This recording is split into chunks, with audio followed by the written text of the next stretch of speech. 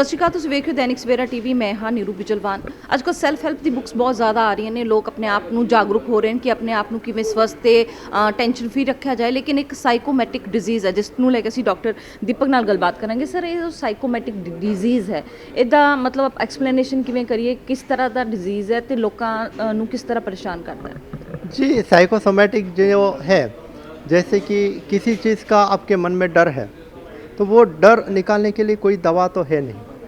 रात को आपको जो नींद आती है, बहुत सारे लोग मैंने देखे हैं कि वो नींद की दवाइयाँ खाते हैं, लेकिन फिर भी एक टाइम ऐसे आता है कि 3 दवाई खाए, 4 दवाई खाए, फिर भी नींद नहीं आती है।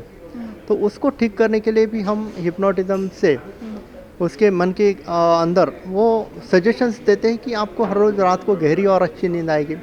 तीसरा, ये फोबिया जो होता है अलग अलग तरह का, कि जैसे किसी को डर है ये लिफ्ट से ऊपर नीचे होने का, जैसे कुछ लेडीज़ को तो ज़्यादातर रहता है चिपकली का। जी, तो जो बच्चों में रहता है एग्ज़ाम के टाइम में, कुछ शॉर्ट टर्म रहते हैं, कुछ लॉन्ग टर्म के रहते हैं तनाव जो होते हैं, वो तनाव अगर मन के दूर करने हैं तो इसके लिए हिप्नोटिज्म जो है बहुत बेहतर साबित होता है। उसके अलावा जो एडिक्शंस आपको अगर दूर करने हैं, तो जो व्यक्ति अपने एडिक्शंस को छोड़ना चाहता है लेकिन छूटते नहीं है, तो उसमें भी ये साइंस जो है हिप्नोटिज्म का वो उपयोगी है। ਵੈਸੇ ਹਿਪਨੋਟਾਈਜ਼ ਦੀ ਜਦ ਆਪਾਂ ਗੱਲ ਸੁਣਦੇ ਸੀ, ਕਿਹਾ ਜਾਂਦਾ ਸੀ ਲੋਕਾਂ ਨੂੰ ਜੇ ਹੈ ਠੱਗ ਕੇ ਉਹਨਾਂ ਠੱਗੀ ਦੇ ਸ਼ਿਕਾਰ ਹੋ ਜਾਂਦੇ ਸੀ ਹਿਪਨੋਟਿਜ਼ਮ ਦੇ ਕਰਕੇ, ਕਿਉਂਕਿ ਉਹ ਕਹਿੰਦੇ ਸੀ ਤੁਹਾਨੂੰ ਹੀਲ ਕਰਾਂਗੇ। ਲੇਕਿਨ ਜਦ ਤੁਸੀਂ ਇਸ ਹਿਪਨੋਟਿਜ਼ਮ ਦੀ ਗੱਲ ਕਰ ਰਹੇ ਹੋ, ਉਸ ਦੇ ਵਿੱਚ ਕਿੰਨਾ ਕੁ ਸਮਾਂ ਲੱਗਦਾ ਹੈ ਤੇ ਕੀ ਕੁਐਸਚਨਸ ਰਹਿੰਦੇ ਨੇ? ਕਿਉਂਕਿ ਜਦ ਕਿਸੇ ਅਸੀਂ ਬੰਦੇ ਨੂੰ ਹਿਪਨੋਟਾਈਜ਼ ਕਰੀਏ ਤਾਂ ਘੱਟੋ ਘੱਟ ਕਾਫੀ ਲੰਬਾ ਟਾਈਮ ਚਾਹੀਦਾ ਹੈ, ਕਿਉਂਕਿ ਉਹ ਹਿਪਨੋਟਾਈਜ਼ ਕਰਨਾ, ਉਸ ਤੋਂ ਬਾਅਦ ਉਹਨੂੰ ਵਾਪਸ ਉਸ ਬਿਲਕੁਲ ਉਸ ਫੇਸ 'ਤੇ ਲੈ ਕੇ ਆਉਣਾ ਕਿ ਉਹ ਬਿਲਕੁਲ ਠੀਕ ਹੈ, ਉਸ 'ਤੇ कितना समय लग जाता है?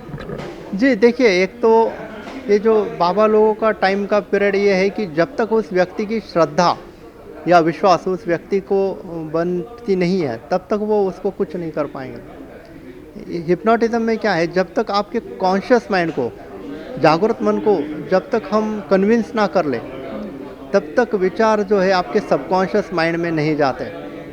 और सबकॉन्शियस माइंड का गुणधर्म ये है कि एक बार उसे कह दिया जाए कि ये करना है, तो बॉडी उसी को करती है। जैसे आपने देखा होगा कि बहुत सारी एडवर्टाइज जो है वो हमें टीवी पे दिखाई जाती है। क्यों दिखाई जाती है बार बार बार बार बार बार?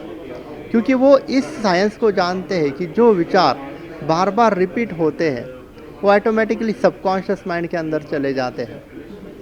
और हिप्नोटिज्म जो है, मानो 100 लोग हैं, 100 लोगों में से बोल रहे हैं कि 90 लोग कि ये बाबा मेरी बीमारी दूर कर रहा है, वो मेरी बीमारी दूर कर रहा है, तो ऑटोमेटिकली कॉन्शियस माइंड कन्विंस होके ये सोचने का स्टार्ट कर देता है कि इससे मेरा काम बन जाएगा, इससे मेरा काम बन जाएगा, इससे मेरा काम बन जाएगा। तो ये पॉजिटिव थॉट्स उसके मन में जब बार बार पैदा होते, तो वो अपने आप उसका काम हो जाता है। ਪਾਵਰ ਆਫ ਸਬਕੌਂਸ਼ੀਅਸ ਮਾਈਂਡ ਹੈ ਨਾ। ਇੱਕ ਹੋਰ ਗੱਲ ਹੈ ਇਸ ਦੇ ਵਿਚਕਾਰ, ਕਿਉਂਕਿ ਮੈਂ ਇਹ ਕਿਤਾਬ ਪੜ੍ਹੀ ਹੋਈ ਹੈ, ਬਹੁਤ ਹੈਲਪਫੁਲ ਹੈ। ਲੇਕਿਨ ਜਦ ਆਪਾਂ ਦੂਜੀ ਗੱਲ ਕਰਦੇ ਨੇ ਕਿ ਅੱਜ ਕੱਲ੍ਹ ਲੋਕ ਕਰਦੇ ਨੇ ਕਿ ਇੱਕ ਪਾਥ ਬਣਾ ਲੈਂਦੇ, ਕਿ ਸੋਚਦੇ ਨੇ, ਵਿਚਾਰਦੇ ਨੇ ਮਨ ਦੇ ਵਿਚਕਾਰ ਕਿ ਅਸੀਂ ਇਹ ਬਣਨਾ ਹੈ, ਏਮ ਰੱਖਦੇ ਨੇ। ਕਿਤੇ ਨਾ ਕਿਤੇ ਇਹ ਜੋ ਟੈਕਨੀਕ ਹੈ ਕਿੰਨੀ ਕੁ ਕਾਰਗਰ ਸਾਬਿਤ ਹੁੰਦੀ ਹੈ? ਕਿ ਲੱਗਦਾ, ਕਿਉਂਕਿ ਕਈ ਲੋਕ ਕਹਿੰਦੇ ਕਿ ਅਸੀਂ ਪਹਿਲੇ ਆਪਣਾ ਭਵਿੱਖ ਤੈਅ ਕਰ ਲਿਆ, ਉਹ ਵਧੀਆ ਗੱਲ ਨਹੀਂ ਹੈ। ਜੋ ਰੱਬ ਨੇ ਪਿੱਛੇ ਤੋਂ ਭੇਜਿਆ ਹੈ ਉਹ ज़्यादा ज़रूरी है। जो हमें टारगेट सेट करना बहुत ज़रूरी है। अगर टारगेट नहीं सेट करेंगे तब हम कुछ भी नहीं कर पाएंगे। अगर ये सोच लेंगे कि कल तो होना ही है, तो हम कुछ भी काम नहीं कर पाएंगे। जैसे अभी मैंने यहाँ सोचा है कि मुझे यहाँ आना है, अवेयरनेस करना है। अगर मैं ये प्रैक्टिकली वर्क ना करूँ या टारगेट ना रखूँ कि मुझे लोगों को ये अवेयरनेस पैदा करनी है, तो कैसे होगा? अगर मैं बैठ जाऊँ घर पे और सोचूंगा कि कोई दूसरा आएगा वो अवेयरनेस करेगा, तो दूसरे के भरोसे पे नहीं बैठ सकते। टारगेट तो रखना पड़ेगा लोगों में अवेयरनेस लाने के लिए। आप जैसी मीडिया है, इनको भी ये टारगेट रखना चाहिए कि अवेयरनेस ज़्यादा से ज़्यादा लोगों में जाए।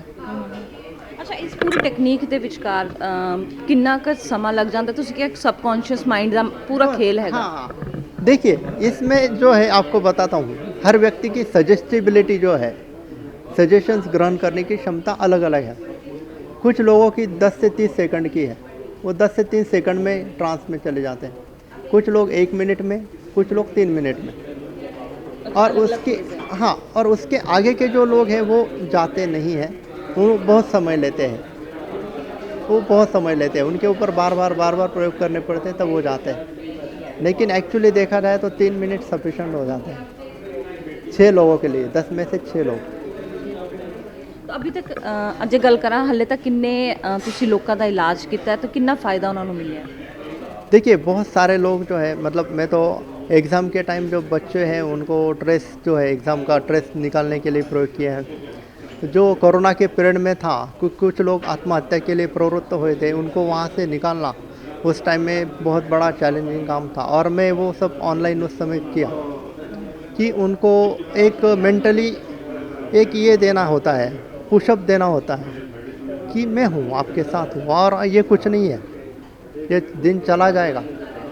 बहुत सारे लोग जो है मेंटली कोरोना में डिस्टर्ब थे, उनकी आर्थिक हानि हुई थी, उनकी जॉब्स चली गई थी, इनकम नहीं था, लोन था, ईएमआई भरने थे। तो मेंटली जब आदमी पूरी तरह से थक जाता है तो उसको एक पुशअप देना ज़रूरी होता है, उसके सबकॉन्शियस माइंड को एक नई उम्मीद जगानी पड़ती है। तो वो काम बहुत मतलब उस पीरियड में भी करने को मिला। कुछ लोग जो है कुछ केसेस ऐसे हैं कि उनके मन के ऊपर मानो एक की बहन का फांसी लगा ली एक ने और उसकी बहन के ऊपर उसका इतना गहरा असर था कि वो खाना खा नहीं पा रही थी, सो नहीं पा रही थी, उसके माता पिता भी की भी यही हालत थी। तो ऐसी जो कुछ चीज़ें हैं जहाँ से आपको इजीली बाहर निकालना है, तो इस माध्यम से हम उनको इजीली बाहर निकाल सकते हैं। कुछ डॉक्टर लोगों में का भी होता है जो वेटरनरी होते हैं, कुछ बार ट्रीटमेंट करते समय उनको भी अगर कोई ये जो है डॉग है या कोई है उसने काट लिया तो वो एक डर अंदर बैठ जाता है, उसको भी अलग अलग समस्या के ऊपर काम किया ਵੈਸੇ है। ਹਿਪਨੋਟਿਜ਼ਮ ਬਾਬੇ ਜੇ ਹੁੰਦੇ ਆ, ਅਸੀਂ ਕਹਿੰਦੇ ਨੇ ਡੇਰੇ ਵਾਲੇ, ਉਹ ਜ਼ਿਆਦਾ ਕਰਦੇ ਨੇ ਔਰ ਬਹੁਤ ਲੋਕ ਉਹਨਾਂ ਦਾ ਪਿੱਛੇ ਵੀ ਜਾਂਦੇ ਨੇ, ਬਹੁਤ ਜ਼ਿਆਦਾ ਸਮਰਥਕ ਉਹਨਾਂ ਦੇ ਇਕੱਠੇ ਹੋ ਜਾਂਦੇ ਨੇ। ਤੇ ਇਹ ਜੇ ਹਿਪਨੋਟਿਜ਼ਮ ਹੈ ਤੁਹਾਨੂੰ ਲੱਗਦਾ ਹੈ ਕਿ ਡਾਕਟਰਸ ਨੂੰ ਹੀ ਕਰਨਾ ਚਾਹੀਦਾ ਤਾਂ ਜੋ ਲੋਕਾਂ ਨੂੰ ਵੀ ਭਰੋਸਾ ਹੋਵੇ ਕਿ ਮੈਂ ਸਹੀ ਥਾਂ ਤੇ ਜਾ ਰਿਹਾ, ਸਾਡੇ ਨਾਲ ਠੱਗੀ ਨਹੀਂ ਹੋ ਰਹੀ ਹੈ, ਬਾਅਦ ਚ ਕੇਸ ਹੋਰ ਕੁਝ ਨਿਕਲ ਕੇ ਆਉਂਦੇ ਨੇ? जी, इसमें क्या है, लोग जो पीछे पीछे दौड़ते हैं तो वो एक तरह का मास हिप्नोटिज्म होता है कि आप देखते हैं कि ये बाबा का यहाँ प्रवचन है, वो बाबा का वहाँ प्रवचन है, वो एक तो अवेयरनेस करते हैं वो भी लोग, लेकिन वो कहते नहीं कि आप मेरे पास आओ, हम खुद होके उनके पास जाते हैं ताकि मेरी समस्या दूर हो जाए। तो उनकी समस्या का एक हल वो चुन के रखते हैं, एक हल वो लोग चुन के रखते हैं कि एक फार्मूला उन्होंने डेवलप करके रखा होता है, उस फार्मूले से वो ठीक हो जाए। वो भी सभी लोगों को रिजल्ट नहीं मिलता, फिर भी एक फार्मूला ऐसा अगर कोई सेट कर ले तो भी वो बड़ा बाबा बन सकता है। इन लोगों ने यही किया है, अपना एक फार्मूला बनाया है। ਚਲੋ ਤੁਹਾਡੇ ਨਾਲ ਕਿਵੇਂ ਜੁੜ ਸਕਦੇ ਨੇ ਲੋਕ ਜੋ ਆਪਣੇ ਡਰ ਤੋਂ ਜਾਂ ਫਿਰ ਭਏ ਤੋਂ ਜਾਂ ਕਿਸੇ ਕੋਈ ਅਜਿਹੀ ਪ੍ਰੋਬਲਮ ਤੋਂ ਬਾਹਰ ਆਉਣਾ ਚਾਹੁੰਦੇ ਨੇ ਜੋ ਸ਼ਾਇਦ ਕਿਸੇ ਹੋਰ ਨੂੰ ਨਹੀਂ ਦੱਸ ਸਕਦੇ ਨੇ, ਕਿਵੇਂ ਕੰਟੈਕਟ ਕਰ ਸਕਦੇ? मैं ज़्यादातर ट्रेनर्स बनाने का काम करता हूँ, जो मेरे अंडर ट्रेनर्स बने हैं मैं उनको ये काम देता हूँ कि आप हीलिंग का काम है, आपके एरिया में है तो ये बंदे हैं मेरे, ये सीखे हुए हैं तो आप इनसे हीलिंग कर सकते हैं। मैं ऑनलाइन भी सपोर्ट करता हूँ, ऑफलाइन, लेकिन मेरा ज़्यादातर समय जो है ट्रेनिंग्स में ही है, ट्रेनर्स बनाने में। क्योंकि तो जितने ज़्यादा ट्रेनर्स होंगे उतनी जल्दी जो है रिकवरी हो जाएगी। रिकवरी हो जाएगी। ਤਾਂ ਸਭ ਤੋਂ ਅੱਛੀ ਗੱਲ ਇਹ ਹੈਗੀ ਕਿ ਡੇਰਾ ਦੇ ਵਿਚਕਾਰ ਬਾਬੇ ਦੇ ਵਿਚਕਾਰ ਪਿੱਛੇ ਜੋ ਲੋਕ ਜਾਂਦੇ, ਜਿਵੇਂ ਸਰ ਕਹਿ ਰਹੇ ਨੇ ਕਿ ਮਾਸ ਹਿਪਨੋਟਿਜ਼ਮ ਹੁੰਦਾ ਹੈ, ਤੁਸੀਂ ਆਪਣੇ ਆਪ ਨੂੰ ਕਿਵੇਂ ਠੀਕ ਕਰਨਾ ਹੈ, ਕਿਉਂਕਿ ਜੋ ਸਬਕੌਂਸ਼ੀਅਸ ਮਾਈਂਡ ਦੇ ਵਿਚਕਾਰ ਤੁਸੀਂ ਪਾਤਾ ਉਹ ਬਾਰ-ਬਾਰ ਰਿਪੀਟ ਕਰ ਰਹੇ ਹੋ ਉਹੀ ਹੁੰਦਾ ਹੈ। ਤੇ ਲੇਕਿਨ ਸਭ ਤੋਂ ਵੱਡੀ ਗੱਲ ਹੈ ਹਿਪਨੋਟਿਜ਼ਮ ਸਹੀ ਤਰੀਕੇ ਨਾਲ ਵੀ ਕੰਮ ਕਰ ਸਕਦਾ ਹੈ। ਕੈਮਰਾਮੈਨ ਸੁਮਿਤ ਦੇ ਨਾਲ ਨੀਰੂ ਬਿਜਰਵਾਨ, ਦੈਨਿਕ ਸਵੇਰਾ ਟੀਵੀ।